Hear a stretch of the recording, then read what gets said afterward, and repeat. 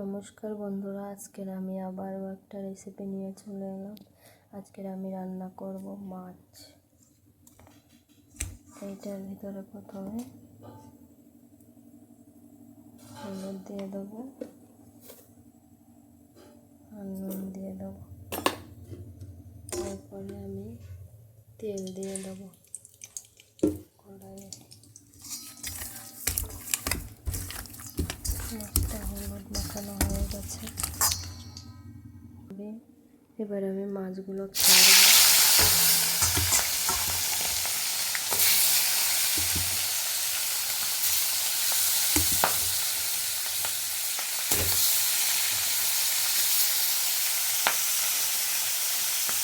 মাছগুলো ভাজা হতে থাকে। মাছগুলো আমার ভাজা হয়ে গেছে, হালকা ভাজা দিতে হবে। পুকুরের মাছ, জ্যান্ত মাছ তুলে ধরেছি আজকে। বেশি কড়া ভাজলে মাছের টেস্ট থাকে না। কারণ মাছগুলো আমি উঠিয়ে নিচ্ছি একে একে করে। এবার আমি ফোড়ন দিয়ে দিলাম, জিরে ফোড়ন আর তেজপাতা। এর ভিতরে সবজি দেবো আলু আর বরবটি লম্বা লম্বা করে কাটা। এটা হালকা ভাজা দিয়ে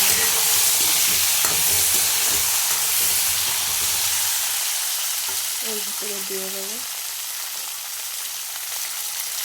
স্বাদ মতন হলুদ,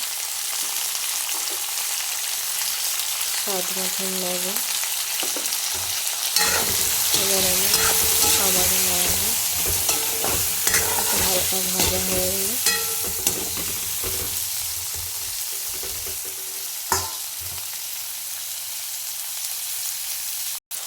এবার আমি দিয়ে দেবো লঙ্কার গুঁড়ো, ঝাল অনুযায়ী, তেলে অল্প ঝাল খাই।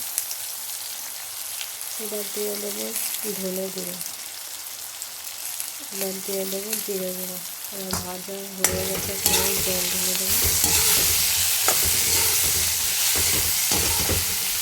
মাছটা পুরো পাতলা, হালকা পাতলা করে রান্না হবে।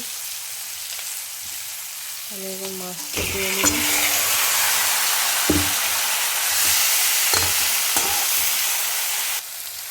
এবার আমি জল দিয়ে দিলাম।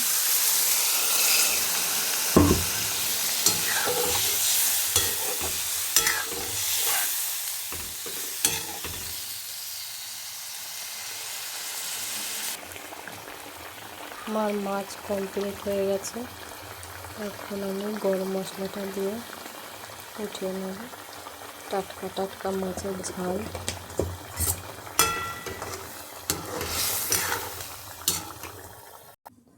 আমার মাছের ঝাল রেডি হয়ে গেল। দেখো তোমরা কেমন হয়েছে অবশ্যই জানাবে কমেন্ট করে। ভালো লেগে থাকলে লাইক কমেন্ট শেয়ার করে দিও তোমরা সবাই। আশা করি তোমাদের ভালো লাগবে।